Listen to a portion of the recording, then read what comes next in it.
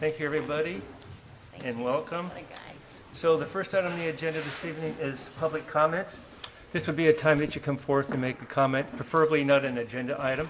So and give us your name and what city you reside in. Any public comments this evening on any item? Just come forth, give us your name and where you reside, please. Right here at the podium. I signed up on the sheet. I don't know if this is the time. This would be the time. This is the time, okay. I just don't have the sheet. Sorry about that, but go ahead and, You have Just- 3 minutes, and I'll indicate when you have one left. Okay. so give us your name and just the city you I'm reside John in. Hill. I live in Barview. I appreciate the Coos Bay City Council inquiring about the homeless problem.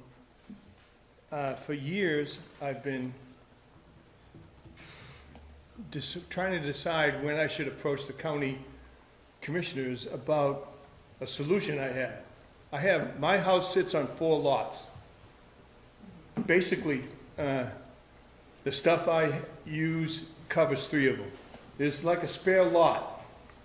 If I wanted to build a mini home for low-income housing, there's all this faldermoral about driveways and baloney. I'm just afraid that the distance from where I live to work might be just a little bit too tough for young people. When I returned from Florida in 15, there was a young couple, had a baby. Their family didn't like that. They ended up in the homeless camp over here. Fortunately, there's good news in there. He's joined the Army, so they will eventually get housing someplace. So my idea was I would approach government, offer to let you put people in a mini home on my property for 2 years, and then let me collect the rent afterwards. Now, I've turned 75, and I'm kind of like not in that kind of business anymore, but I used to be. And but I wanted to make sure the words were said, Okay. so that's why I'm here. So I believe. 1 minute. Okay, 1 minute left, 1 minute to go. 1 minute left, both. Okay, I believe the solution is a simple matter of signing a few waivers for somebody who wants to build a mini home or 2 on their property. Thank you, John. Appreciate it. So, CLC, since you're here, he lives on Barview. That's going to be in the county, am I correct? Yeah, that's coming. Yes, so John, that's going to be an issue for the county. The city doesn't have any standing with that type of, I know the property in Coos Bay is a little bit different than in the county. right. And on top of that, there's, I would say, if I'm trying to house people, why does the Charleston Sanitary District have such an exorbitant connection fee and et cetera, et cetera, et cetera? Gotcha. There's a whole bunch of laws that are put in there over the years by your real estate people so they can get a good fee for selling the place. But I don't really care about that stuff. All right. Well, I would definitely, your opinion about going for the county commissioners would be the first step. So. Yeah, I'll get around to doing that, I All right. promise. Well, thank you for your comments. Have a good evening. Stay around, watch the rest of the meeting. Sure. All right. So is it KT Prince? Is that about the boat ramp, East Side boat ramp? I'm sorry, I can't read this very clearly. Just state your name and where you live. Good evening, I'm Katie Prince. I live Oh, in Katie East Prince, Side. okay. And I'd like to bring up the topic of the East Side boat ramp and to the bad neglect or to the neglect or the Can you speak into the mic, please? Thank you. Just pull it down. There you go. disgraceful way that the city parks are being handled right now. Number one, I don't think that a park that has, not that I think, but property that has been donated to the city in lieu of a park, if you're not planning on doing something with it, you don't go out and have it cruised and don't have the estimated value of it experienced unless you plan on doing something with it, such as cut it down, destroy it, or pave it over. Also, I'm referring to Toppet's Park there. Okay, the other one, that'd be the 8 acres that you just had cruised that kept pretty quiet. Okay, also the boat ramp over in East Side, something needs to be done there about the nighttime traffic. I don't know of any ODF&W or of any fish and wildlife hunting going on after dark over there. There needs to be some sort of physical barrier, gate, fence. Speed bumps won't do it. Something that will physically stop cars, motorhomes, the noisy cars, the lawn darts that go up and down East Side roads between, say, 11 and 4 in the morning. It is known that they have races over there. You can sit there and watch them. They're random. They do have them from the Millicoma School down to the boat ramp and back up there. Everybody knows about them. How come nothing's being done about it? They're still going on. Now the motorhomes, the big, noisy, trashy motorhomes run up and down that road about midnight, and they leave about 5, 6 in the morning. That needs to have stopped. Physical barrier would be nice. 1 minute. And also, it wouldn't do any good to put hours on that boat ramp, such as dusk to dawn. That would cover the fishermen. The fishermen could come and go at dawn, but have something, some sort of deterrent to slow some of the traffic down around over there.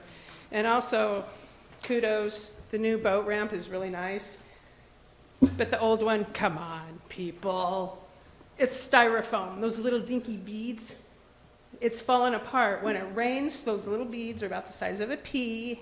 They wash down, wash across the parking lot down there, and it looks like Styrofoam City. I don't know if any of you looked in the bay lately, of the styrofoam little beads that are washing into Coos Bay. I don't know if we have environmental issues or anybody cares about these little beads getting eaten by birds or other birds and fish that don't know what these plastic styrofoam thingies are. And maybe you could clean it up before the bees and yellow jackets move in like they did last time you put in a new boat ramp. So it'd be nice if you could update a little bit on the East Side boat ramp. All right, thank you. So first of all, I can tell you that we know about the boat ramp being a problem at East Side, and it's being looked into. We're looking at putting a gate up there and have some kind of security open and shut the gate at certain hours. But the staff is addressing that, and so hopefully, I'm not sure what the time frame, what we would have on getting that resolved. Actually, I have staff getting me estimates now. Okay? So, and it's being talked about in our department head meetings every week. And so the best way to do is come to the council meeting so we're aware of it. We were aware of this one item. Topics Park, I can just tell you that we're limited on what we do and don't have. But I can also tell you that volunteers go on a monthly basis and clean up the park, and I applaud them for doing that. So we're doing the best we can. The styrofoam, I'm not sure about. We'll look into it. That's new to us. I don't think, are you aware of it, Roger? I believe it's the old boat ramp portions that were pulled out. They need to be removed. Okay, so we'll get that done. And so we'll work on those items for you. Okay, let's try to work on them and not talk about them. No, it's see fine. some action No, with it's them. great. No, we appreciate you coming here. This is what this is for. Public hearing is for you to come here and express something that you feel about. Whether we agree or we don't agree is immaterial, but we also like to know about things that we might not know about, and so we can try to take care of them and address it to staff. Okay. Thank you. Good evening. You bet. Okay, is there anyone else? You would like to make a public comment at this time? No? All right, thank you. Next item is consent calendar. Council, how would you like to proceed? I'll make a motion to approve the consent calendar. Second. It's been moved and seconded to approve the consent calendar as submitted. Are there any questions about that? First of all, I need to state that Sarah Stevens is virtual, and so is Carmen Matthews, and so I was remiss in mentioning that. So, any comments or questions? None? All in favor say aye. Aye. Aye. Any opposed? Hearing none, it passes. Next thing is the presentation of the proclamation acknowledging Marshfield High School students' achievement. And Counselor Miles will be reading that proclamation. Unless one of the players or coaches would like to read it. No? We good? Okay. No? Okay. So we have two, right? Whereas the hard work, dedication, sportsmanship, talent, and exceptional team chemistry of the 2022 Marshfield High School volleyball team has enabled these student athletes to earn a state championship title. And whereas winning the 2022 Oregon School Activities Association Class 4A Championship brought honor to the team, Marshfield High School, and the city of Coos Bay. And whereas this is the first volleyball state title in Marshfield High School history. And whereas head coach Tammy Montiel and the entire coaching staff, team members, parents, faculty, and student body at Marshfield High School were integral in guiding the team to victory through their unwavering support. And Now therefore be it resolved that I, Joe Benetti, Mayor of the City of Coos Bay, do hereby recognize and heartily congratulate Marshfield High School and the 2022 State 4A Championship Volleyball Team on its outstanding accomplishment. Congratulations. Do I have a motion?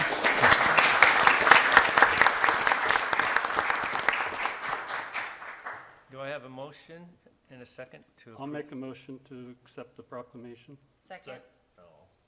Okay. It's been moved and seconded to accept the Marshfield High School 4A Volleyball State Championship proclamation. Any other comments by anyone?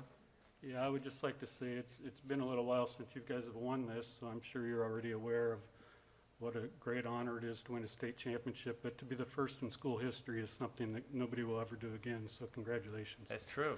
Congratulations. Thank you again. All right. Okay, next item on the agenda. Call for the vote. Pardon? Call for the vote. Oh, I didn't call for the vote. I apologize. Thank you, Rob. That's why I got to keep an eye on me. All right, all in favor say aye. Aye. Aye. Any opposed? Hearing none, it passes. Thank you. Okay, now There's on also to... one for Alex, I think, isn't there? Pardon? There's a second proclamation on Well, there? I thought there was. There but- is. Is there? Yep. I thought there was two proclamations. I can't see it on mine. Oh. Is there two or just one? There's two. There's two. All right. You're going to read this one too, Rob? Unless a fellow pirate would like to read it. Sure. Okay, Stephanie?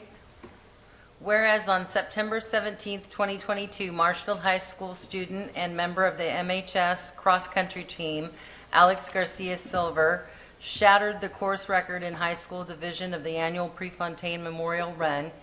And whereas on September 24th, 2022, Alex Garcia Silver won the Jim Danner Championship race in the Nike Portland Cross Country Meet. And whereas on November 5th, 2022, Alex Garcia Silver, the defending state champion, earned a repeat cross-country title and tied Marshfield legend Steve Prefontaine with his second individual state cross-country title. And whereas head coach Steve Delgado, along with the entire coaching staff, parents, faculty, team members, and student body at Marshfield High School were integral in Alex Garcia Silver's ongoing success. And Now therefore be it resolved, I, Joe Benetti, Mayor of Coos Bay, do hereby recognize and heartily congratulate Marshfield High School student athlete Alex Garcia Silver on his outstanding accomplishments. Congratulations.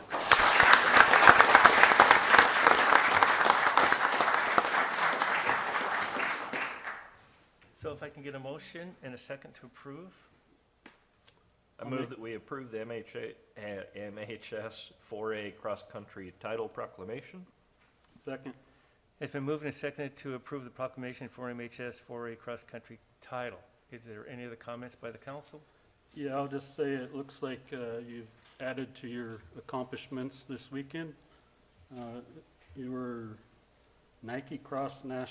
you were at the Nike Cross National in a national caliber field of 198 runners. Alex finished 17th place, earning himself All-American status.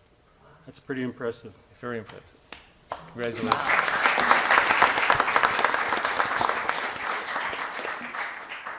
Okay, I'll call for the question on approving the proclamation. All in favor say aye. Aye. Aye. Any opposed? Hearing none, it passes. Thank you. All right, the next item on the agenda is presentation of the proclamation supporting the Zonta. Let me get to that page, I apologize. Zonta says no to gender-based violence campaign. Did someone want to read it? Good, all right. My name is Alyssa Pruce. I'm the president of the Zonta Club of the Coos Bay area, and I'll just go ahead and read the proclamation. Whereas the Zonta Club of the Coos Bay area, having been in continuous existence since 1953, is a member of Zonta International, District 8, recognizes the crime of violence against women and girls, continues to be the most pervasive human rights violation and global epidemic, and is due to systemic use of physical, emotional, verbal, sexual, psychological, and economic control and/or abuse, and does not know any national nor cultural barriers, affecting millions of women and girls of all races and socioeconomic backgrounds in peacetime and conflict, and violates an individual's privacy, dignity, security, and humanity, and results in serious short-term and long-term physical, sexual, reproductive, and mental health problems. And whereas the World Health Organization estimates 1 in 3, or 30% of all women worldwide have experienced physical and/or sexual violence, and whereas, according to UNICEF, around 120 million girls under the age of 20 worldwide, about 1 in 10, have experienced forced intercourse or other forced sexual acts, and whereas more than 650 million women alive today were married as children, and 12 million girls are married before the age of 18 each year. And whereas, according to the Global Report on Trafficking in Persons by the United Nations Office on Drugs and Crime, the most common form of human trafficking, 79%, is sexual exploitation. And whereas, Zonta International is a leading global organization of professionals with more than 26,000 members in 62 countries, working together to make gender equality a worldwide reality for women and girls, and has contributed to help achieve a world free of violence against women and girls for more than 100 years. And whereas, during the 16 days of activism, the 25th of November through the 10th of December, the Zonta Club of the Coos Bay area, along with all Zonta clubs, is encouraged to take part in the Zonta Says No to Violence Against Women campaign, and to take local, national, and international actions to influence the making and implementation of laws, as well as changing gender-based attitudes and behaviors to end violence against women. And now therefore be it resolved that I, Joe Benetti, Mayor of Coos Bay, do hereby acknowledge and the proclaimed December 10th, 2022 as Zonta Says No to Violence Against Women Day in Coos Bay, and encourage all residents to join with Zonta to prevent gender-based violence by educating themselves and the community on its harm, advocating for survivors and gender-based violence, and acting in service on their behalf. Thank you. Thank you for reading it. Thank you, Zonta, for taking this on.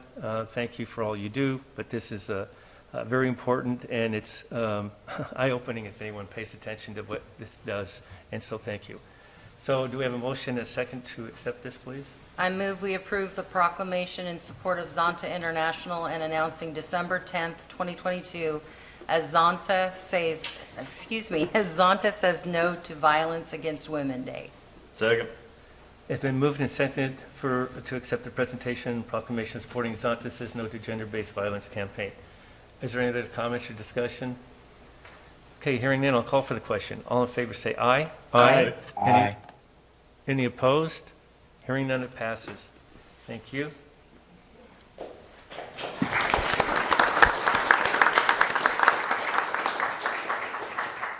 Hey, just before you guys leave, so all the student athletes, do you just want to stand for a second so you can be recognized? Yes. The two of you, 3, 4. Just stand up.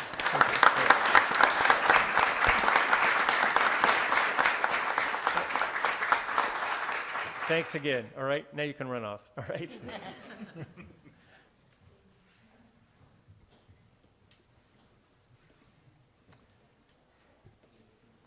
All right, where are we at here?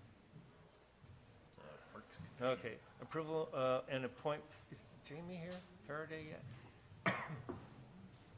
Do you see Jamie here? I don't see him. Okay, so let's move down. I know he wanted to be here for this, Jamie Faraday. He said he's at, going to be at a meeting for Mingus Park Pool. He had emailed me. So I told him that we would wait, and so I'm just going to move this down. We'll go to the next agenda item. So, and we'll come back to that. Chelsea, we're going to be addressing the Certified Local Government Grant Project authorization for public hearing on land use application. So I have some things I need to go through, some criteria, so bear with me on this. Call and procedure. I now open the public hearing on land use application number 187-22-00283-PLNG. Proposal to rehabilitate 102 gravestones with Marshfield IOOF Cemetery, a designated local landmark and cultural resource. Today is December 6th, 2022. It is, 7:22 p.m. My name is Joe Benetti, and I am the mayor of Coos Bay. The city council will make a final decision on this application and based on the complete record, including the testimony received at tonight's public hearing. These proceedings will be recorded. This hearing will be conducted in accordance with the Coos Bay Development Code, state law. Specifically, the staff will first present the staff report and recommendation. Next, the application will then have an opportunity to present the proposal and address any issues raised by staff, report, and recommendation. For public testimony, I will ask first to hear from people who would like to speak in favor of this proposal. Then I will ask to hear from the opposition to this proposal. Finally, people who have a neutral comments or questions about the proposal, neither for nor against, will have an opportunity to speak. City staff may then present additional material and recommendations based on public testimony. The applicant will be given the opportunity to have the last word. After each presentation, I will ask for questions from the council. For anyone wishing to speak, we are asking you to use the sign-up sheet that has been provided. We called upon to speak. You must be recognized by name, the mayor, and you must state your name and address for the public record. We ask that each speaker limit themselves to no more than 3 minutes. Please remember that all presentations will be timed. You will be informed by the city attorney when your allotted time has expired. All speakers exceeding the time limit will be asked by myself to immediately conclude his or her remarks. If you do not finish your presentation, be sure to provide a copy of your statement to the staff. Written testimony offered will be considered and made a part of the record. In order to minimize repetitive testimony, organizations encourage to have only one person speak for the group, with other members of the organization standing to show their support. Each person must testify only once unless called back to the podium at the request of the council member to respond to a question. So thank you for your cooperation on this. So council, I'm going to ask you for about conflicts and interest, ex parte contact, and bias. The council is required to disclose any conflicts of interest, ex parte contacts that we have with proposal or applicant. That is, whether we have any financial or personal interest in the proposal and whether we have spoken with anybody about this proposal outside of this hearing. Also, council members may only participate if they do not do so without undue bias, either for or against the applicant. Do any council members wish to make disclosures? For those who have visited the site, please subscribe it and that you have done so. Any conflicts, council? It's been quiet as the grave. All right. Well, Okay. I should hold up. I should say I am part of the Parks Commission, so I've heard information on all of this. I don't know if that has any bearing on any of this, but I'll say that. There's no conflict under that that criteria, right? Okay. Good. All right. Since there's no conflict by the council, are there any challenges from the audience as to the conflicts of interest, ex parte contacts, or bias related to any member of the city council? So this would be your time. If you think any member of the council should have a bias or ex parte contact, this would be the time to challenge it. Anyone in the public? Hearing none? Okay. Okay, we'll go down, required statements, correct? All right. State law requires me to tell you a number of things at the beginning of the hearing. First, the applicable substantive criteria that apply to this application are contained in the written staff report and will be identified and discussed in the oral staff report. Second, your testimony, arguments, and evidence must be directed toward these criteria or other criteria in the comprehensive plan or development code that you believe apply to this application. Third, failure to raise an issue accompanied by statements or evidence sufficient to afford the decision maker or other people an opportunity to respond may preclude appeal of a decision on this application based on the issue. Finally, to the applicant, failure to raise constitutional or other issues related to the proposed conditions of approval with sufficient specificity to allow the city to respond to the issue precludes an action for damages in the circuit court. A decision by the City Council may be appealed to the Land Use Board of Appeals, LUBA. All right, proceedings. We will now hear from staff, who will go over the staff report. Chelsea. Thank you, Mayor, You're and good welcome. evening, Council. For the record, I'm Chelsea Schnabel, the Planning Administrator.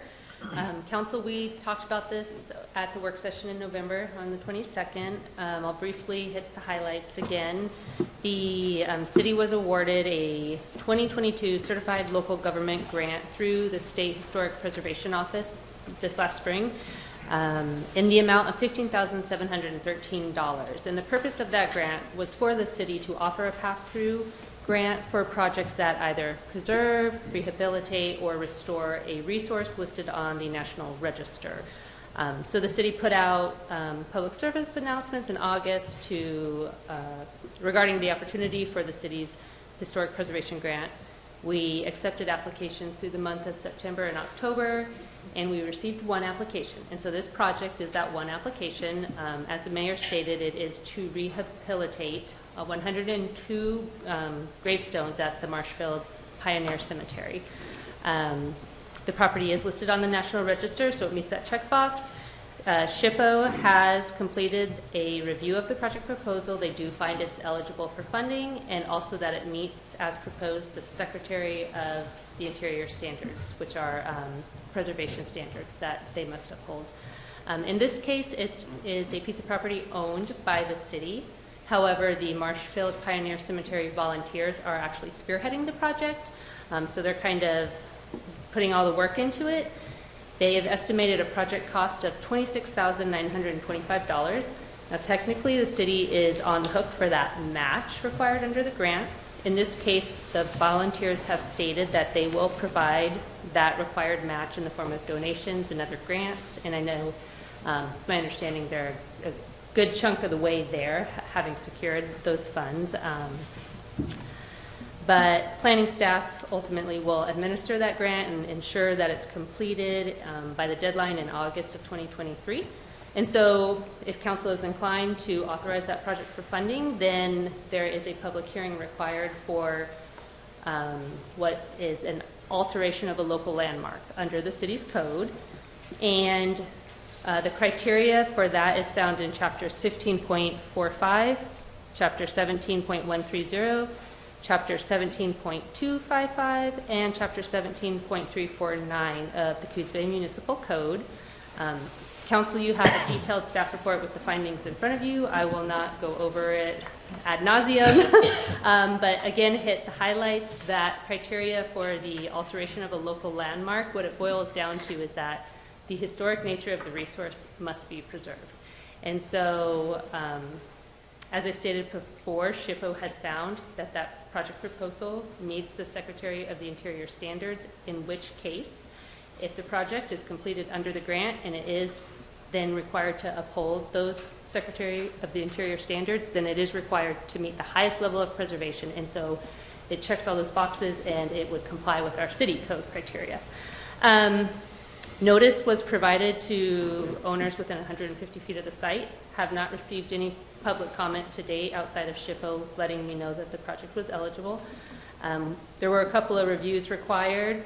The Parks Commission did review it in October. They're supportive of the project. The Design Assistance Team reviewed it in November. They are also supportive of funding the project and approving the associated land use application. Again, SHPO finds it's eligible and that if council approves it, it can move forward with the work after they complete their 45-day federal agency review period.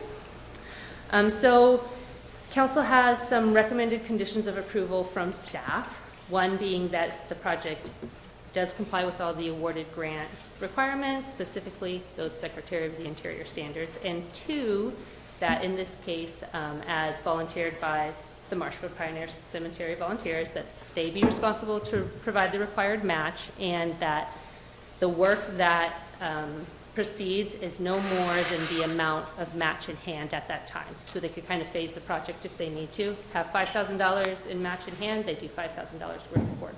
And they have said that that is a method they can proceed with. So council, it's important just to remember that you have two actions we need to take. One, considering whether or not you want to authorize that project for the grant funding. And then two, whether or not you want to approve it for the land use matter with any recommended conditions of approval. So if council, if you have any specific questions on this, I'm happy to address those. Any questions, council? Anyone? All right, hearing none. The next piece, we'll hear from the primary applicant. And I don't believe our volunteers have any more to add. Okay, then we can move on. So let's see what we need to do. So we need to open a public hearing, right? Yes. Okay, anyone want to testify or come forth and talk to this is more than welcome to. No? All right, we'll close the public hearing. And council, we have a couple options here, and how would you like to proceed? I move that we authorize Marshfield IOOF Cemetery Rehabilitation Project to be funded by the city's 2022 CLG grant. Second. It's been moved and seconded. We have to do this in two pieces, is that correct? Yes, please. All right, it's been moved and seconded to authorize the Marshfield IOOF Cemetery Rehabilitation Project to be funded by the city's 2022 Certified Local Government CLG grant. Any other comments or discussion on this? Hearing none, I'll call for the question. All in favor say aye. Aye. Aye. Any opposed? Hearing none, it passes. We need another action taken. A motion? I'll make a motion for approval that the city council finds that the proposal can comply with the applicable criteria when subject to condition of approval, and therefore approves land use application number 187-22-000283-PLNG, subject to condition of approval. 1, all awarded grant requirements, specifically Secretary of Interior standards, must be met. And 2, the Marshfield Pioneer Cemetery volunteers will provide the required match for the city's historic preservation / CLG pass-through grant. Work on this project shall not exceed the amount of match in hand. Second. It's been moved and seconded to approve the land use application number 187-22-00283-PLNG. Any other discussion or comments? Hearing none, I'll call for the question. All in favor say aye. Aye. Any opposed? Hearing none, it passes. Thank you. All right. Next one is going to be consider the award of the chemical contracts for the Water Quality Division. I believe that we had the discussion on this at our work session. Jennifer, you're going to be handling this? That's me. All right. Thank you. So chemicals are commonly used in wastewater, specifically here in Coos Bay at Plant 1. We use chemicals for disinfection and for treatment. At Plant 2, we use chemicals for treatment only. For disinfection, we have a UV system. We also use chemicals in certain areas of our collection system for odor control. So last year, we did a request for proposals to obtain chemical vendors. And what we did is we had them bid a proposal or submit a proposal for the entire year. And we found out that that tended to escalate costs because they had to account for changes in the economy as well as supply chain issues. So this year, we reviewed the procurement requirements and we found out that we could do a request for qualifications. We did that, advertised. We had 3 vendors submit, the same 3 vendors that we've dealt with in the past. They are HASA, North Star, and Cascade. And what we're proposing is that on a quarterly basis, each vendor will submit a bid sheet, and whoever has the lowest price for that individual chemical, we will go with for that quarter. And it reduces the time that they have to hold their costs. Questions for Jennifer about the process or anything else? So basically, this is going to be a cost savings, or else they will keep everything in check on the cost, right? Correct, Using correct. different We'll have to companies. review it quarterly, but that's Okay. worth it. So how would you like to proceed, council? I move we can approve the award of the chemical supply contracts to HASA Inc., is that what you said? North Star Chemical and Cascade Columbia Distribution Company. Second. Okay, it's been moved and seconded to approve the award of the chemical supply contract to HASA Inc., North Star Chemical, and Cascade Columbia Distribution Company. Any other comments or questions? Hearing none, I'll call for the question. All in favor say aye. Aye. Aye. Any opposed? Hearing none, it passes.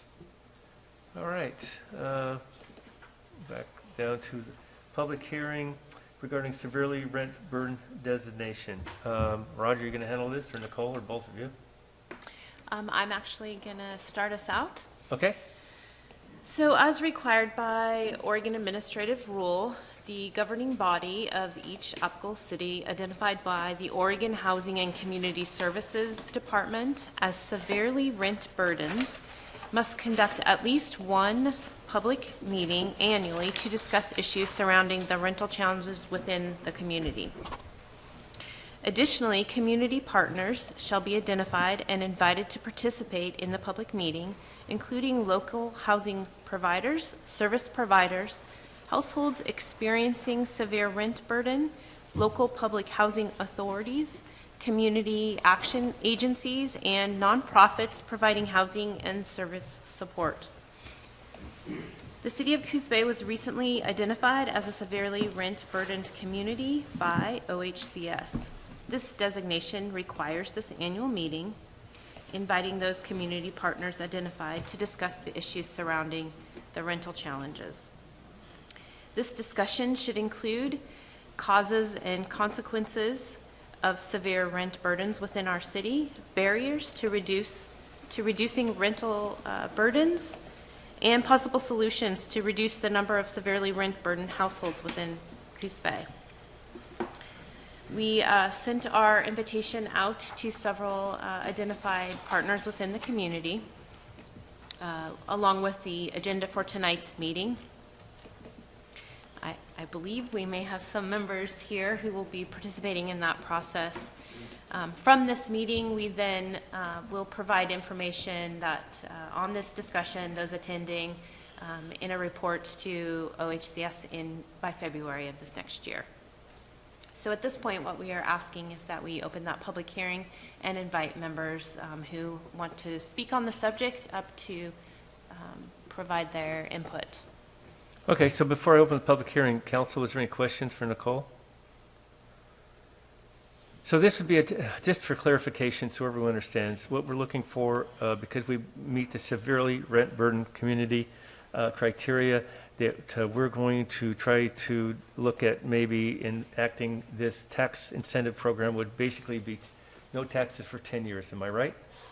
Yeah, so that's one option. I mean, we've been working on some different options over the last several years in ways that we can find solutions to these challenges.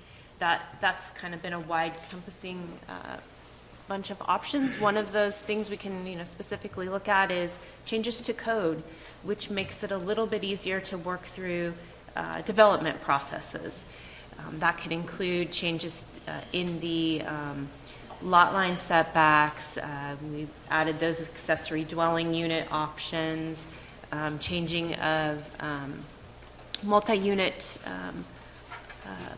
facilities within like single-family residence areas. So we've done a lot of code work, changes to making those a little bit easier for developers to build, increasing our housing stock here locally. We've also participated in various community groups like the Housing Action Team. Those are kind of steps toward having conversations to bring partners to the table and talk about solutions. We've helped with a couple of projects locally to do multi-unit developments. We did recently partnered with NeighborWorks Umpqua under a CBDG grant to provide some rehabilitation of homes to keep people in their homes, not creating a challenge to their, adding them to the rental market. We partnered with a nonprofit to do a development for a larger multifamily unit project on a piece of property that the county owns. We did the cleanup work. The county's working on doing that deed transfer. So there's a lot of things that we've been working on within our community to address these housing issues. There is obviously still work to be done. And one thing we're going to talk about, Roger will walk us forward with that after our, or maybe before the public hearing, I guess, is this multi-unit property tax exemption program, which we've recently talked with you, but Steph's met and identified a couple of their options that we can bring to the table in that program we would recommend council looking at. Okay. All right, so I hope everyone has heard that, and if you have any questions, don't be afraid just to ask it when you come up and make a comment. So at this time, I'm going to open the public comment on this topic. We would love to have any input from any developers or any people that think that they might have an idea or suggestion that can help us with this project. And then can I just add one bit here? So if anyone would like to speak, we encourage you to do so. When you come up, if you can identify, share your name and maybe what affiliation you have. Those are part of the reporting elements that we need to do to the state later in February. Okay, anyone would like to come? Who's first? I know there's somebody out there that wants to speak on this. And we do have some folks online. It looks like we've got a hand held up from Josh. Okay, Josh, you want to go ahead? Yeah, good evening, everyone.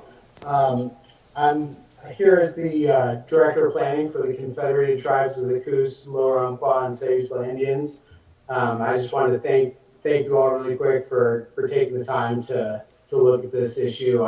It's affecting the tribes both from the employer standpoint in recruitment of employees from outside the area.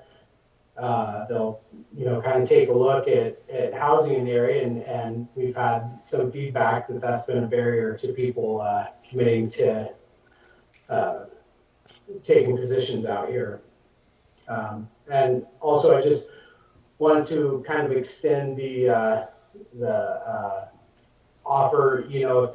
If there's any opportunities for collaboration between the tribe's housing department and the city, or any direct feedback from them, please reach out to us, as the tribal members are also members of this community, and that housing is an extremely important issue to the tribes. So I know there's already ongoing and positive dialogue between the tribes and the city, but I just wanted to make sure and put that out there, that this is an important issue to the tribes, and if there's an opportunity to have any discussion, please reach out. Thank you. All right, thank you. Anyone else? It's like someone else has their hand up. Who? I think his name was Robert. Okay, I can't see. Okay, Robert, is it Robert that has your hand up virtually online?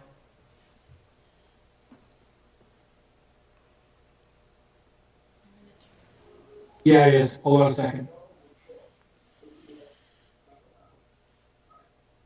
Apparently I can access my camera, but some of you may remember me from the meeting a couple months ago where NeighborWorks Umpqua approached you and basically explained what we were able to succeed with the previous CDBG that we had worked with.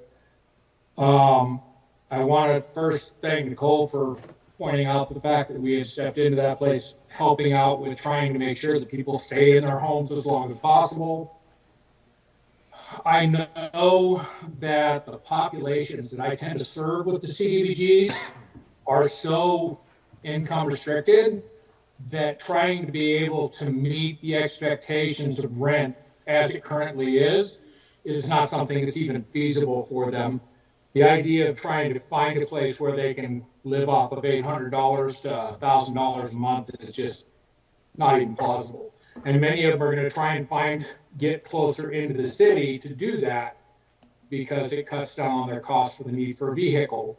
They can use the bus system, so forth and such. And we'd be happy to step into that place again. We're hopeful to be able to be working with you guys in the future, as I had mentioned in that last meeting. And I just thought this was a great time to remind you guys that.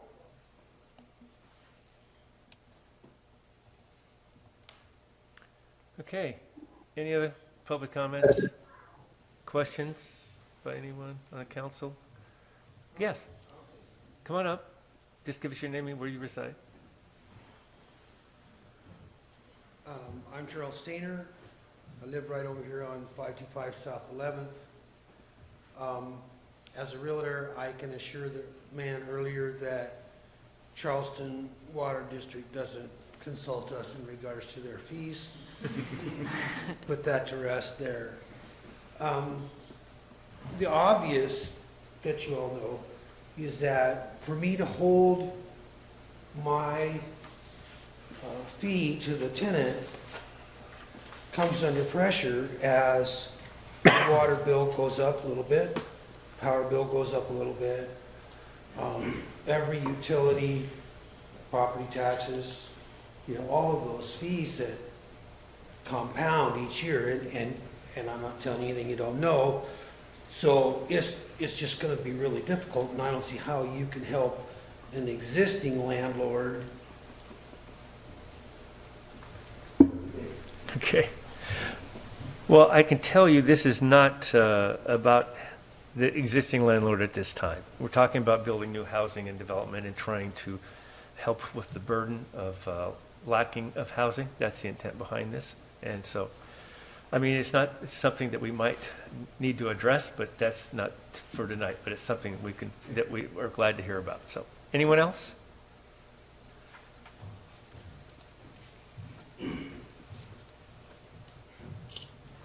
There, you've got a couple of people's hands up on mine too. Pardon?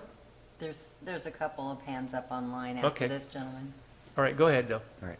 Mayor and Council, thank you. My name is Matthew Borderstrass. I am the Executive Director of the North Bend City Coos Curry Housing Authorities. I am about a month and a half into my job here. My wife and I just relocated from Medford, and having tried to find housing in this community, I understand.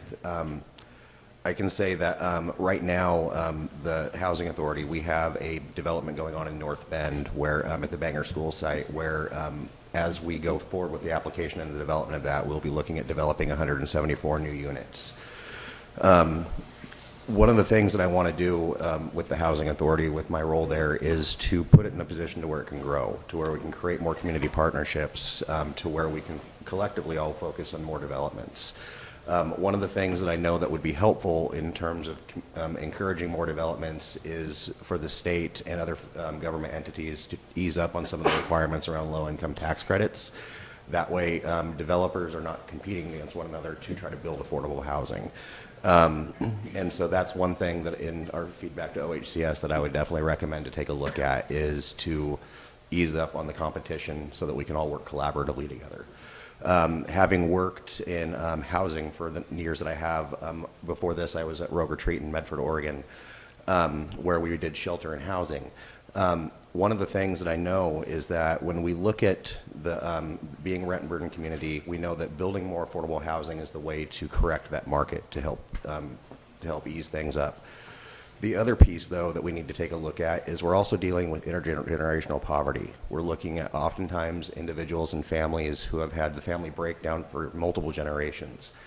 The way that we have to address that on top of building housing is we have to build community. We have to build ways for people to move up in the economic ladder and to really escape the well of poverty that people oftentimes get stuck in.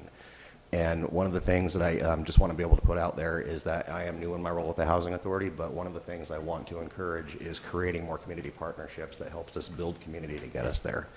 And so that's currently what I have to say at the moment, and I'm happy to be here to help. Thank you, and welcome to the area. Okay, so who online has their hand up? It's hard for us to see the names. I don't know. JM would be who? Jamie? Jamie?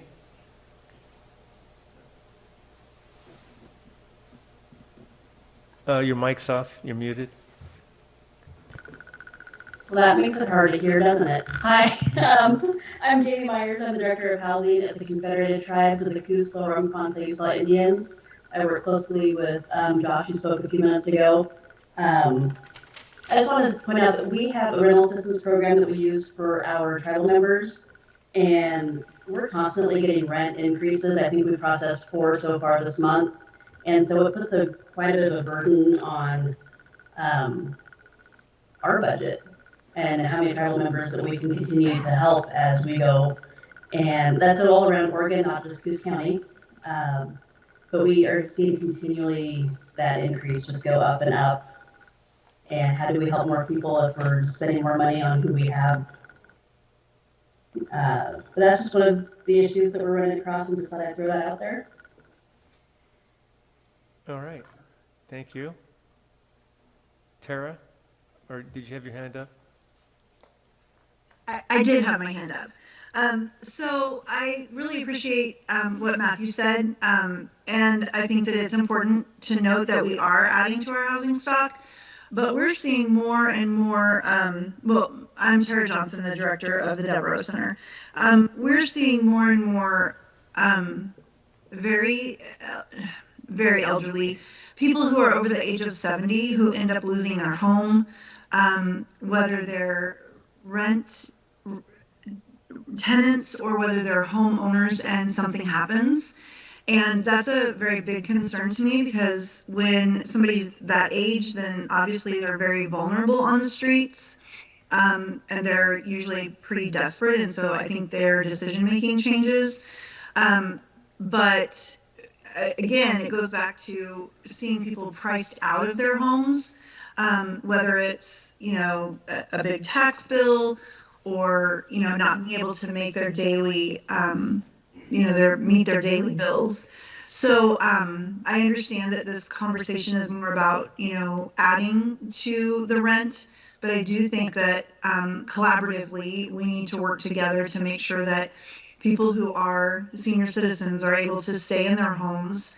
Again, whether that's NeighborWorks, Umpqua, you know, helping with things, or the Housing Authority adding units that are affordable, but it's a very big concern to see senior citizens out on the streets. And then it was mentioned about generational poverty, and I think that that's another issue that has to be addressed collaboratively. That just trying to do it on an individual basis, you know, one organization here and one organization there, we're obviously going to flounder. So I really appreciate this opportunity for us to hear from each other, and for the council to kind of hear overall some of the issues. And I appreciate that Roger's made it a priority to attend the Housing Action Team meetings, so that he can hear what's going on and provide information and updates on things that are going on. So I think we're moving in the right direction with baby steps, but we have a long way to go. Thank you. Thanks, Tara. All right, anyone else? I did notice previously that Baker Lyons had his hand up. I don't see it. Yeah, there we go. Thank you, everyone. My name is Baker Lyon. I work for Northwest Housing Alternatives. We're a nonprofit developer. I just wanted to express my gratitude to the larger Coos community, and in particular the city staff. We've had the opportunity to work with a lot of members of the city staff, as well as a multitude of nonprofits and members in the community, to try and build multifamily housing in the community. And I just wanted to say that it's been wonderful to be part of those partnerships with a number of nonprofits and different organizations, particularly through the Housing Action Team. It's been great to see how many people and individuals and organizations are addressing the need at all different levels and scales, and really using all of the different tools that people have access to. That's been really a really positive thing that, you don't see in a lot of places. So I want to commend the community on that. I also wanted to thank the city and look forward to continuing partnership with them on a number of sites and initiatives. And I appreciate all of the work that we've gotten to do so far with you all. All right, thank you. Who else has their hand up? It looks like Robert has his hand up again. Scott's stepping forward. Yeah, I had a thought when Tara was talking that kind of went two directions. One, I just wanted to clarify, there's a lot of collaboration that already happens within the community. I know Tara, I know Sarah. We've connected to each other in the past, and we've referred clients back and forth. So a lot of that collaboration is happening. That doesn't mean the public is aware of it. In the past, we had a simple document that was provided to the public so that they know what was available. I haven't seen one of those in a while. And my thought is supporting rent burdened by connecting them to resources that help with those burdens, like the energy work that's done by Orca, financial work that's done by NeighborWorks Umpqua, what type of food basket resources are available, so that way they can release some of those funds so that they can use it to focus on being able to stay in their homes. Might be a beneficial thing here. Just a thought off the top of my head. Okay, thanks. I'll be quick, but I just wanted to thank everybody at the council and all the people that are speaking right now. My name is Scott Cooper. I'm the Executive Director for Alternative Youth Activities. I also sit on the board at Orca. I also sit on the board at NeighborWorks, as well as the Nancy Devereaux Center. The collaboration that happens in this community is incredible. I think it was about 8 years ago we did our first housing summit. Mm-hmm. And I think we were ahead of it then. I think we're still ahead of it now. Do we have solutions? We hear about them at the HAT meeting. I also sit on that one. Is it going to solve the problem? It doesn't solve the problem here, but I think we are ahead of it, and we are collaborating. And as everybody has said, that is the key. All the people that are speaking right now, we speak regularly. We look for opportunities, creative, onesie, twosie hairs. We have somebody new in HUD. We see a lot of units coming on. We are moving forward. And I think rather than, we just should take a moment and celebrate the collaboration that we do as a community. So have we solved it? No, but we are moving forward. Thank you. All right, thank you. Okay. All right, is there any more public testimony? Hearing none, I'll close the public hearing. All right? Okay, council. So we've had this discussion in the past, and it's coming back around, and staff is asking for some kind of direction on which way we'd like to go, have them move forward on this. So, who wants to start weighing in? Well, I think one of the areas we need to look at as well is recently I've been talking with some businesses in the area and some partners that wouldn't normally, well, some businesses that wouldn't normally in the past have considered developing housing on some fairly large properties are now starting to look at that. So I think at the same time we roll out things like the Mumpty, we also need to make sure we're doing outreach to business owners and not just real estate developers, but people that we know own vacant land who might want to start to branch into something new.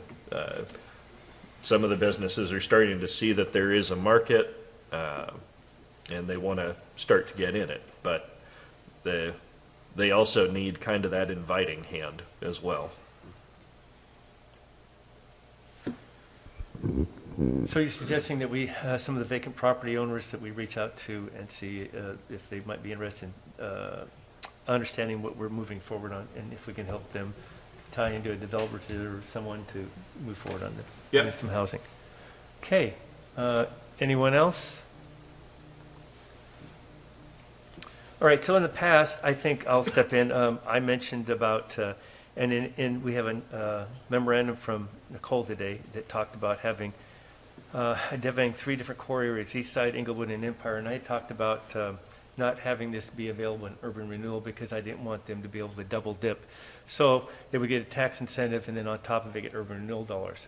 I think that there's still some areas that maybe in urban renewal that there could be some benefit to build some housing. So I hate to, I've been thinking about it, step back and allow that to happen, but not allow the urban renewal so they can't do both. If they get the tax break, then they can't ask for urban renewal funds.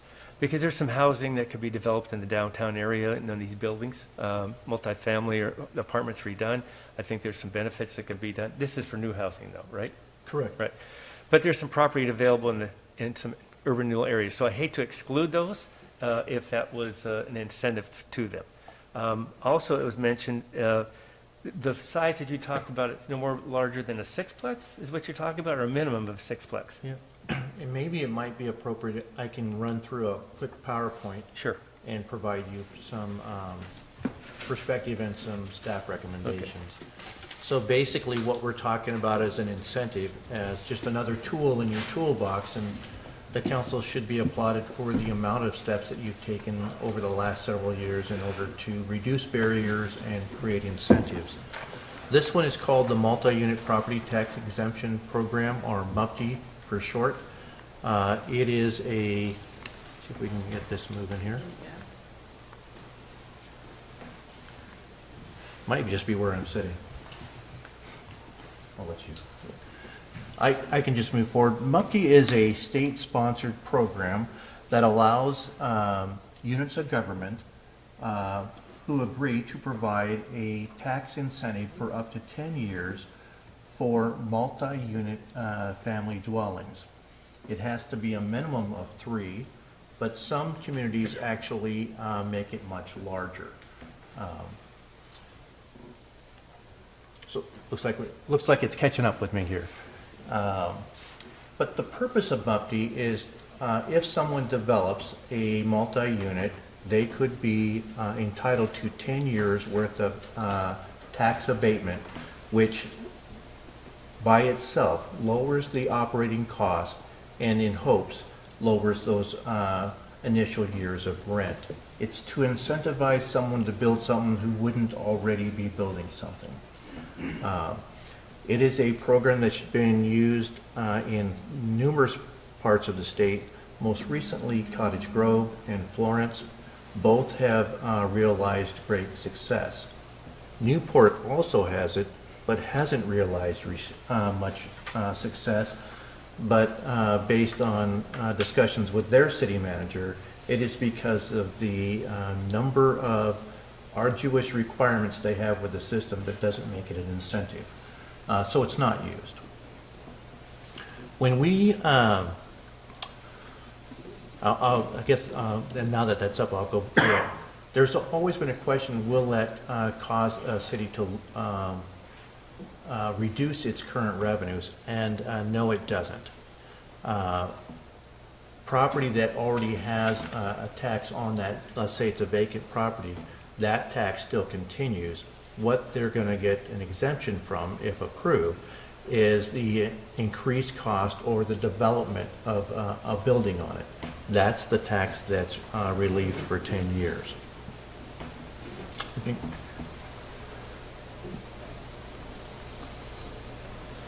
And I think we've pretty much gone through that one. If we can go to the next one. So when we first initially talked about that, there are various areas that are allowed for MUPTE, and again, it is state regulated. The first is that it needs to be within a quarter mile of a fixed transportation route. Well, for us, that's a bus route, and that is CCAT. Unfortunately, there are very few routes currently offered. Interesting, they're called different names: Pirate, Bulldog, Crab, Coos Bay, North Bend, Charleston. We've had some maps put together, and you can see the routes, and then what is the quarter mile on each side. It's very limiting in downtown. It does not go to East Side. It does not go to Inglewood. Routes do go up Ocean Boulevard, and then There is one that goes out South Empire Boulevard. You can see the discolored area that's in there. That's the urban renewal zone, so actually most of that would be in the urban renewal. Secondly, there's another opportunity, and that's you could do an overlay of the entire city, but only for low-income housing. For that to happen. This was critical for Florence, who is also working with let me get the Housing Authority, Northwest Housing Alternatives, for a complex up there that helped make it more available to investors to invest in that. Right now, we have two low-income housing projects that should be coming to our city. One at the site that you helped clean up, and that would be the Inglewood School site. And the other one is a project being undertaken by Gloria Day Lutheran. Together, those might net 100 units. The third one, there's a section within the code that says you could use a core area, which we have learned is not defined under the Oregon Revised Statute for this particular statute. We have consulted with the state, and they agree that is up to the council to decide what is a core area. You are not limited to one core area. You can have multiple core areas. So staff pondered this, and we believe that there could be three core areas that you could identify. One being East Side, since it does not have a bus route that goes to it. The second would be either South Coos Bay or the Inglewood area. As you can see, there's a lot of undeveloped property within those boundaries. And third would be the Empire District. So that would cover a lot of areas that have undeveloped land. I think the next slide just demonstrates that we have a mapping tool where we have identified all of the undeveloped or underdeveloped lands within Coos Bay. There are a number of them where we could, this program could be used and it could increase the number of housing units. Predominantly, multifamily units are generally rental units, and that is what we're suffering from a lack of, is available housing units. So again, your previous discussions were limited to a quarter mile of a CCAT bus route. You suggested instead of a three-plex, you'd like to request four-plexes or greater, and then limited to areas outside the Empire or downtown URA districts. I believe staff is suggesting the council consider all three MUPD options. Those that are within the quarter mile of the fixed bus route, that would be for market rate housing. The second, the entire city for low-income housing developments. And then lastly, to identify those three core areas, again, for market rate housing that doesn't fall within near the bus routes. And I think lastly, we would ask that the council consider allowing MUPD to be used in the urban renewal district, but increase the requirement to a sixplex. And I would agree that if they avail themselves of this opportunity, that then they're not eligible for any urban renewal agency assistance. So council, how do you feel about that presentation and that suggestion by council or staff? I had a couple questions, but I think you answered them on that last slide. So you can do a hybrid model where some of it's low income and some of it's market rate? That's allowable? Yes, actually, anything that would be in options 1 or 3 could be low income. But in order to spread out the low income across the city, you would have to designate the whole city. I think more often what you'll find is if you do that, all your other districts will provide more market rate So what justifies low income? Low income, and I would probably be the least qualified to address that, but it's usually a percentage of your average monthly income. Yeah, it's, there are a couple categories, but if you stay with 80% AMI, you're gonna, you'll be in a good spot for that label. So these are going to be three different options that the staff is recommending, and so a developer could come in and say, I want to do low-income housing. They could do it anywhere in the city, or they could say we're going to do affordable housing, and they could do it in specific spots, but not tied to low-income housing. So they have options not regulated to any one, and depending on what they chose. Am I right? You're correct. Okay. So today I had a conversation with a local developer who has some property, and we discussed this, and he was actually looking a few years ago at putting 12 apartment units on the piece of property.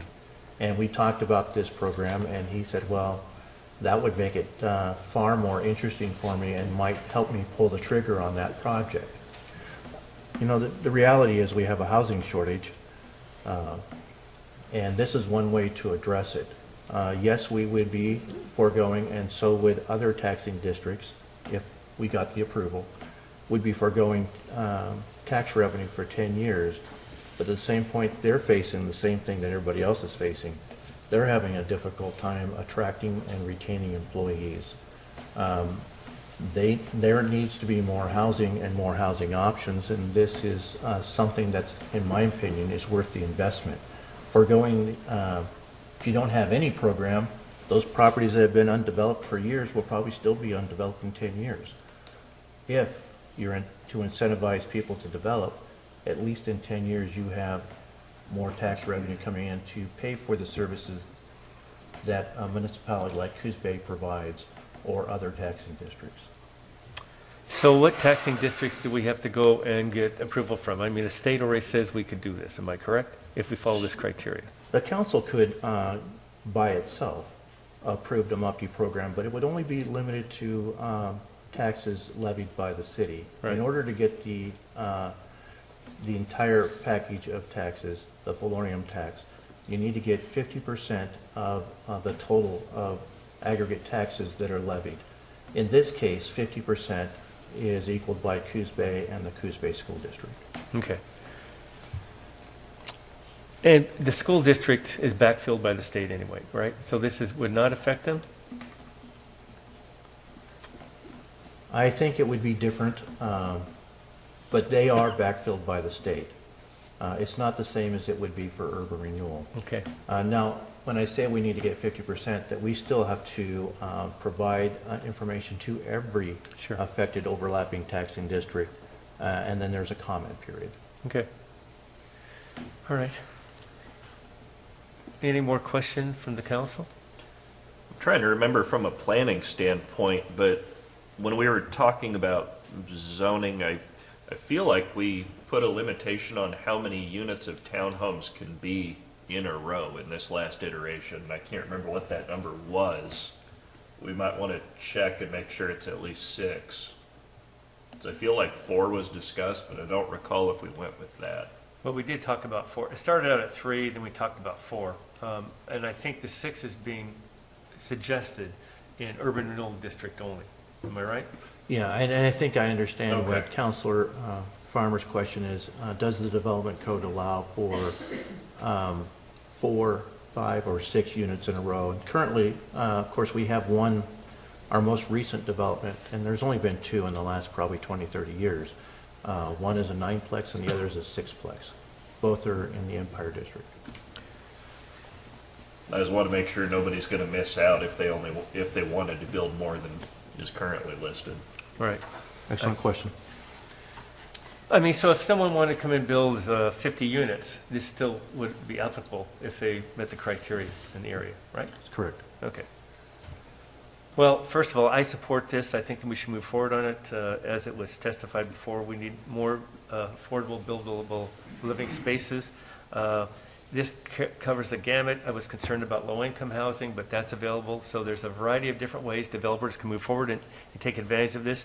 we need to move forward and get everything in line and get the best tax. Hopefully, everything would be a tax incentive to them, and there'd be no taxes if we can get the taxing bodies to agree to this, which I hope they do, because we do need housing and we need all types of housing. And another thing was mentioned, we need to get our people able to work. They need to be able to live in a facility and move up the economic ladder, as it was testified by. And also, working together was mentioned in many comments tonight, and community partnerships. So I think we have our task force, but I would like to see the council move forward, or direct staff to move forward on this, and what's been presented by the staff this evening, by Roger. That would be my suggestion. I agree. So I just had a question, looking farther down the road. Although I think that we aren't going to do anything but continue to grow here and have a need for this, but is there like a sunset clause in this, or is that some action that the governing body at that point in time, when hopefully this won't be needed any longer? There's currently a sunset clause within the state statute, and I believe it has to be enacted within a set period of time, and it sunsets, I want to say, in 9 years. That another one cannot be enacted. So the property would have to be developed you would have to approve it, then the property has to be developed within the time period specific. But there would be nothing, let's say that you implemented a MUPTI program today, and all of a sudden you realized applications for 150 units. There's nothing stopping the council from stopping the program after you receive a desired level of new developments.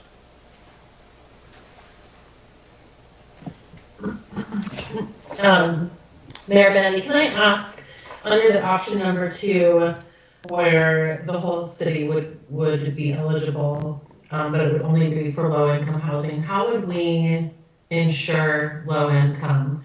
We saw the development on Wasson, where they came in and said that they were going to be low income, and then due to a variety of reasons that then changed. I would assume that then they would no longer be eligible for this tax if a similar situation happened. Is that correct? You're correct, although I think the project on Wasson was going to be what was termed affordable. And I think it was never actually identified as low income, but you are correct. If something was to be low income, we'd have to establish standards, and we'd have to do an audit on a periodic basis to make sure they stayed that way. And if they didn't stay that way, then you are correct. They would no longer be eligible. It's a good question, though. Carmen, any comments or questions, thoughts? I think that it's going to take a lot of different solutions to solve our housing crisis, and this is a good step. I appreciate the work the city's done on this, and staff. Thank you. Thanks. Likewise. Anything? Anyone else then? Yes, Roger. Just one other suggestion. I'm hearing that we have, at least there's appears to be consensus about moving forward for us to do this. The other thing I would just suggest, that wasn't too long ago that the council approved the city to enter into a CDBG grant agreement. I think it was in the neighborhood of $500,000. And those funds were used to help low-income homeowners fix their homes where they could. Predominant amount of those funds, even though we partnered with the county and Reedsport, most of those funds came here. There's another opportunity to do that again. I think anything that we do that helps fix those that are on low income that have homes to stay in their homes, that's beneficial. And if it's all right with you, staff would pursue another partnership with Umpqua Neighborhood Works on an additional grant. Well, I definitely support it. I don't know how everyone else feels. Definitely. I support it as well. I think Robert, who was on here, gave us a presentation several months ago, and it was pretty impressive, so I definitely support it. All right. I think you have a direction, and thank you. Great Sounds like we have two presentation. action steps then. All right. Okay, so I had passed up number 6 on our agenda item because Jamie Faraday wanted to attend, and I see that he's here. So we're going to go back to agenda number 6, which is approval of appointments to the Parks Commission. So in your memo before us, we have applicants from the Parks Commission that want to reapply. Additionally, 2 positions on the Parks Commission are set to expire. Both are current commissioners, and then there's a position open for a new Parks Commission. And staff is suggesting Jamie Faraday, which I would support wholeheartedly. You can tell by his resume he's been involved in numerous different things, and I think he's more than qualified for this position, and I appreciate him wanting to step forward and do it. With that being said, Jamie, you want to make any comments or questions? Or have questions of us? Yeah. You just came from the Megas Park Pool meeting, right? Yes. Okay. That's why I'm here. And it was interesting to listen to the housing conundrum as well. Yeah, thank you for giving your confidence in me, and I'm ready to do some work. All right. Yeah. Well, thank you. You're All right. Any questions for Jamie? Anyone? Nope. All right. That was easy. Jennifer? Yes. All right. So, council, how would you like to proceed on this? I'll make a motion to appoint Jamie Faraday to fill the vacancy on the Parks Commission for 4-year term ending December 31st, 2026, and reappointing for Arian Lyons and Bill Otten for 4-year terms ending December 31st, 2026. Second. It's been moved and seconded to move forward and do the appointments as stated by Rob Miles, Councilor Miles, excuse me, and seconded. Are there any other discussions? Hearing none, I'll call for the question. All in favor say aye. Aye. Aye. Any opposed? Hearing none, it passes. Thank you, congratulations. All right, so we are down to public hearing to consider adoption of Resolution 22-29, amending fiscal year 2022-2023 budget. Melissa, you going to handle this, or Nicole? Actually, there's one right before that. Pardon? There's one item right before that. Before? The transient tax. Public hearing to consider enactment of ordinance amending transient tax regulations. That would be number 10. Yes, and that, I'll take that. So at your November 15th council meeting, we presented a proposal to transition the administration of our transient lodging tax program here locally to the Oregon Department of Revenue. That was something that you guys approved. I forwarded that ordinance to the Oregon Department of Revenue, and they came back with and we did have a small discussion about this, that we did need to align our section of the ordinance that speaks to the penalties needs to be aligned with state code. So I did attempt to argue that, as I believed that we should have the option to handle that locally with whatever rates we've established, much as we do with the tax rate. However, state statute does not allow for that. It just did not provide for that. So what I did is spent a little bit of time in state statute to see what the difference was between what they were recommending we align with versus what we were currently including in our code. And so what I found was our code provides for a $750 penalty, which can be applied per instance. Typically that's on a quarter basis with a late filing. There isn't a provision for that in the state statute. However, and it does seem like that's a significant loss of revenue. However, looking back over the history of our application of that penalty, it's only been applied in a couple of instances. Those instances were when facilities were transitioning from short-term vacation rental to another use. And once their actual tax calculation was made, we placed liens on those properties. It ended up that it didn't result in charging those penalties anyways. With the Department of Revenue handling this. I do believe that we're going to have a little bit stricter of compliance follow-up with folks.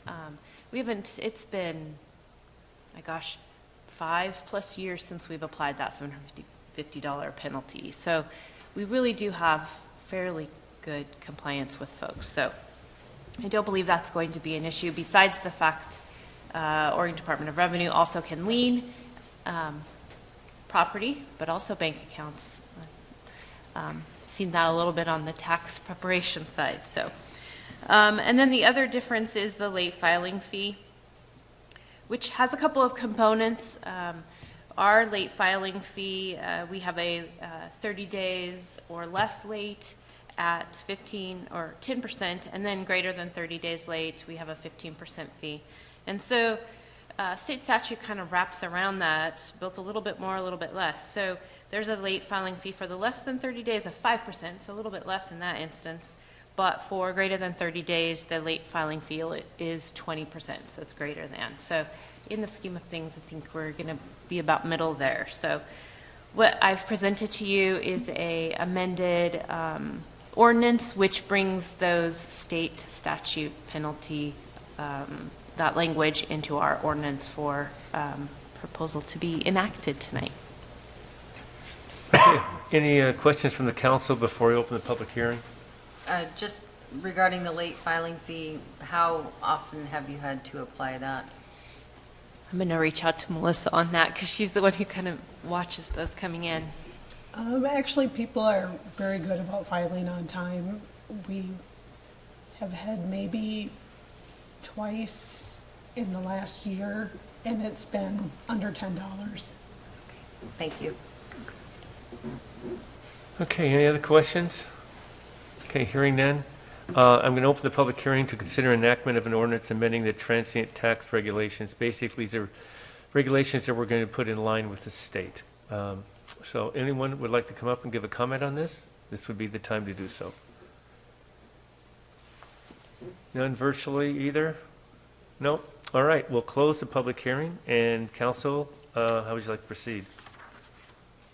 I move we enact the ordinance amending Coos Bay Municipal Code, Chapter 3.55 Transient Lodging Tax to align with OAR 150-320 and allow for Oregon Department of Revenue administration of Coos Bay's Transient Lodging Tax Program. Second. It's been moved and seconded. And Melissa, you want to do the roll call? An ordinance of the City of Coos Bay amending Municipal Code 3.55 Transient Room Tax. Councilor Farmer? Aye. Councilor Kilmer? Aye. Councilor Matthews? Aye. Councilor Miles? Aye. Councilor Stevens? Aye. Mayor Benetti? Aye. Ordinance number 563 has been duly enacted. Thank you. Okay, next item is public hearing to consider adoption of Resolution 22-29, amending fiscal year 2022-2023 budget. And who's doing this? I'm going to take this one, although this might be my last supplemental budget presentation. Okay. This kind of wraps up. We just have been working with the auditors. They will actually be here at your next meeting to present the fiscal year 2022 audit for your approval. And so I'm kind of carrying that forward here to present this supplemental budget tonight. We'll kind of pass the baton and Melissa can work this moving forward. As you might recall, typically around this time, we do kind of look at what our carryover balances that we budgeted coming into this current fiscal year versus what we actually see in that carryover. So the majority of what you're seeing here tonight is kind of truing up of those carryover balances. In some funds, there is additional carryover than what we budgeted for, and in some funds, there's less. In all instances, we want to true up those appropriation authorities that you gave us for the fiscal year to make sure that we're complying with local budget law. So what we've presented is a resolution to kind of true up those carryover balances and the associated appropriated authorizations. And then if I have any questions about anything specific, I'd be happy to address those.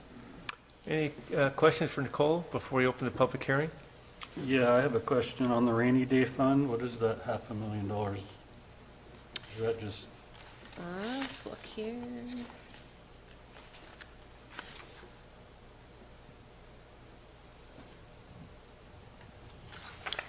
me go to the.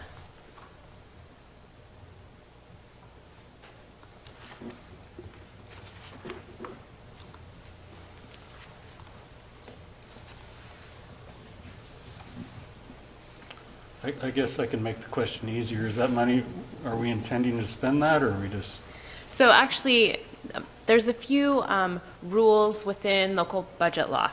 And so one thing says, one of these rules, and that's the instance here, is we cannot create another category for appropriation in the middle of the year without doing a supplemental budget process, which requires a public hearing.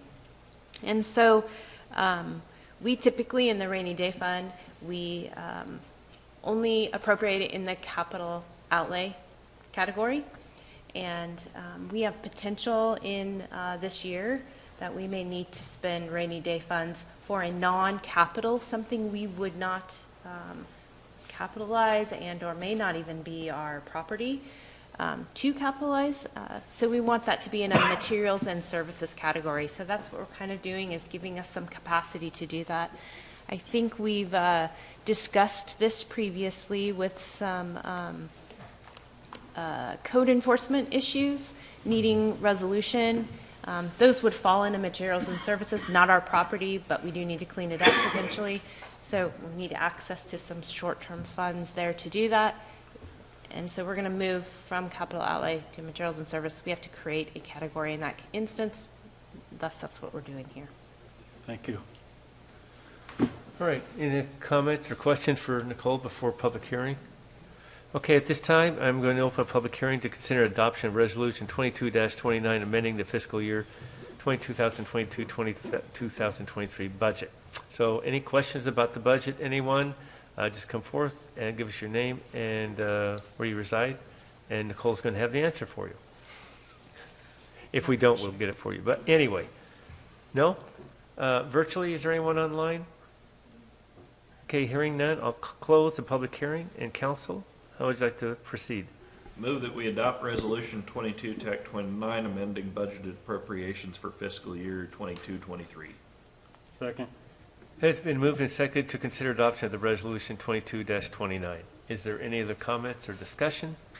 Hearing none, I'll call for the question. All in favor say aye. Aye. Aye. Any opposed? Hearing none, it passes. Okay, city manager's report. Roger, Nicole, both of you?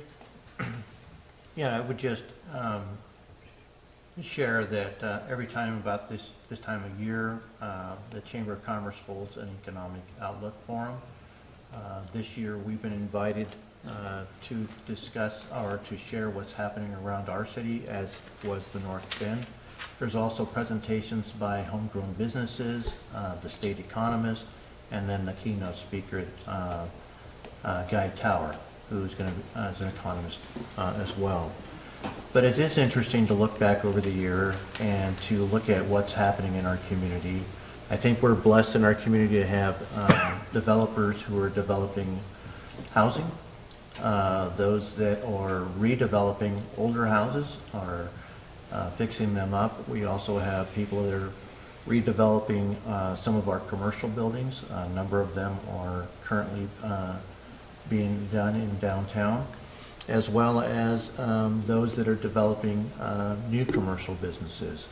To include what's happening down at Coos Bay Village, what is being proposed to happen at Teakwood Village, the new fast food places, which include not one but two Taco Bells, one's replacing an old one, an Arby's, Mod Pizza, Starbucks, and those are just a few of the things that we'll be sharing this Friday at the meeting. And of course, you've all been invited to attend. But that concludes my report. Okay. Did you want to say anything else, Nicole? I don't have anything to add. Okay. Council comments. Sarah, how about you? Can we start with you first? Sure, yeah.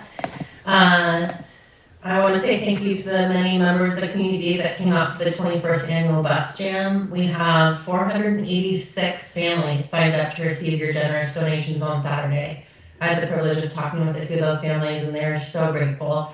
I know many of the city councilors, the mayor, city staff, probably many of you in the audience play a part in the success of that event because it takes community to pull off an event that big.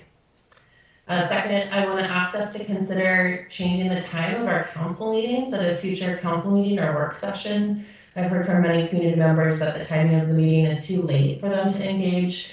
And I think it also makes for a really long work day for our hardworking staff. And that's all for me tonight. Thank you. All right, thanks. So you're suggesting 5:30 then for the council meetings? Okay. Carmen? Most of my comments are going to echo Sarah's, actually. I did jump down to the bus jam, and it was really great to see people being generous and empathetic and helping each other out in our community. And so thank you to all the volunteers and everybody who participated in helping make that event successful. It's a really, really important event, and I'm just so grateful that the organizers make it happen every year and allow our community to a place to share and make sure that the rest of our community has a good holiday season. So thank you very much. And I also wanted to say thank you to Mr. Mayor Benetti for letting me step in during the Christmas tree lighting. I brought my daughter down, and that was a lot of fun, and got the tree all lit up, and it's looking good. And so thanks to city staff for putting that all together and making that a success as well. I would also like to echo the desire to maybe move the meeting up to 5:30. I think that would be more appropriate for a lot of people. And Sarah, like you said, it turns out to be a really long day for the city staff and, for all of us as well. And it'd be nice to be done and home and relaxing by 8 or somewhere around there, 8:30. So I would be supportive of that move as well. And that's all I have. All right, thanks, Carmen. Drew? Nothing big, just want to thank everybody for their participation in the bus jam. I have a number of my staff that work that event, and it can make for a long and cold day, but it makes a better day for a lot of folks, and it's kind of a morale boost for everybody to see the charity of the community. And I did my part buying a bunch of toys and dropping them off. I'm not sure the numbers are working out in our favor, but some traders. That's all I got. All right, thanks, Drew. Rob? I just have one thing. Sarah and I met yesterday with the Empire Utility Box Art Project Committee, and we've identified 6 utility boxes for phase 1, and the timeline, we decided to wait until spring because we didn't think you'd be able to get anything done this time of year. So phase 1 is February 1st, submissions will be open. March 17th, design submission deadline.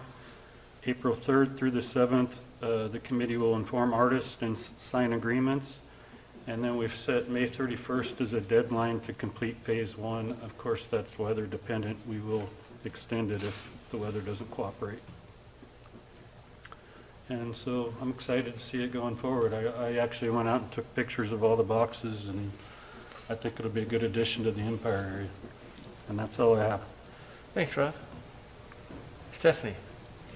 Well, everyone's pretty much talked about what I was going to talk about, and that is I co-chair the collection effort, and it was a long, cold day, and really felt the community and also the volunteers really pulling to help our community. Obviously, the dollar does not go as far as it has in the past, and so our donations were down significantly, but Rotary is making provisions to go do some shopping and meet the need.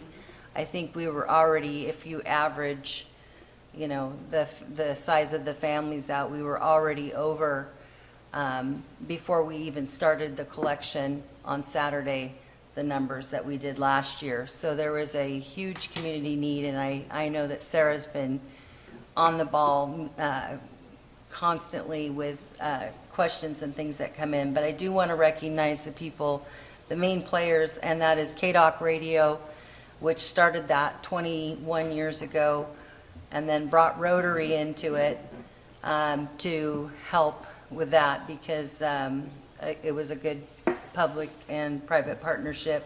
Also ORCA, Oregon Coast Community Action, and South Coast Food Share, which has been involved from the beginning, as well as First Student Bus Company, which has provided buses all over the county to make sure that we have that little hook of filling those buses up. And I know SWAC, Southwestern Oregon Community College, and their Van Jam also helped with that. And I think every member of this council and staff has participated in one way or another. The Boys and Girls Club has assisted for years, and we just could not do it without all of the support of the community, but particularly those people. If you run into somebody from one of those organizations, be sure to thank them, because it sure makes a difference. And we did have some new partnerships that came on board, Dutch Bros, this year, that will make a significant impact, as well as Ziply Fiber that came in, and the Milk Casino, as always, which has made a huge contribution financially. So I wanted to mention that. Also, I wanted to pass along to the fire chief, and I've heard it more than from one person or a couple people, what a great job our department and their volunteers did in containing the fire that happened in the building on Anderson, where Daryl's Devil's Food and the nail salon were located. I think it was the night of our tree lighting, wasn't it? It was. So there was an event going on at the Egyptian Theater, and there were people all over downtown. And people who are in the know said what a great job our department did in containing that and keeping that confined to a smaller area. But we did have two businesses that suffered a huge loss at a really bad time of year, and that's the nail salon, as well as Daryl's Devil's Food. And I know Daryl and his family and others have wanted to help set up GoFundMes to help his business, because he did lose everything. But Daryl, being the guy that he is, stepped up and said, hey, I'm going to try a different route. And so he has a holiday dessert menu. If you've ever had his desserts, they're worth every penny. And you can check him out on Facebook. There's a way that you can help his business get through this tough time that they suffered with that fire. But I did want to pass that along. Thank you so much for all that you do in our community and making it safer. That's all I have. All right, thanks, Stephanie. And I'll just take off on that a little bit. I want to thank the chief and the fire department also for the fire fighting they did for that night. I talked to Daryl personally, and he said that you did an awesome job and contained it, so that's fantastic. It could have been much worse, and you didn't allow it to happen. And also, that was on the day for the memorial service that you had for our 3 lost firefighters. That was wonderful. I watched it online. Unfortunately, I was unable to attend, but thank you for putting that on and doing that recognition. Also, I want to thank Carmen and Dorian for doing the tree lighting downtown in my behalf and in my absence. But I was able to do the tree lighting this last Friday at Empire. And Santa showed up off the fire truck. Roger helped us do the lights, and Santa was there, and everyone had a good time. So I want to thank the staff for making sure that happens for all of us. I know I can't even know what staff's involved, but I want to thank all the staff that's involved in doing that. Also, the bus jam is a wonderful yearly operation that goes on and has been on, and Stephanie's being modest when she said KDOC. Basically, it's Stephanie that started it, and and she keeps it going. And I understand that she even took on some roles for KDOC and for some different things this weekend to help out. So that's Stephanie being herself, and I think Rob was probably involved if I would know better. So that's the way it goes. But anyway, thank you for all that. Also, Roger and Nicole or whoever, can we put on the 5:30 meeting agenda discussion, put it on the agenda for discussion at our next meeting, and we can have some thoughts about it. at that Sure. time. Would you like to do that at your regular council meeting or at a work session? Work session. Work session? Okay, let's do it at the work session, all right? And I just want to thank the public for coming out and giving us your input. It's really appreciated. Even if you're just standing there, you know, we kind of understand where we're going with this, but, you know, thumbs up once in a while, or look in the right direction. You know, one of the best things I heard tonight, and I think I've heard it multiple different times, is about the cooperation and working together. I mean, by far, that means more and helps more than anything else, you know. We might not always agree, but if we all work together, we can eventually get there. So, thank you. And I'll end my comments on that, and thanks again for coming. Have a good evening. The meeting's adjourned. We have urban renewal.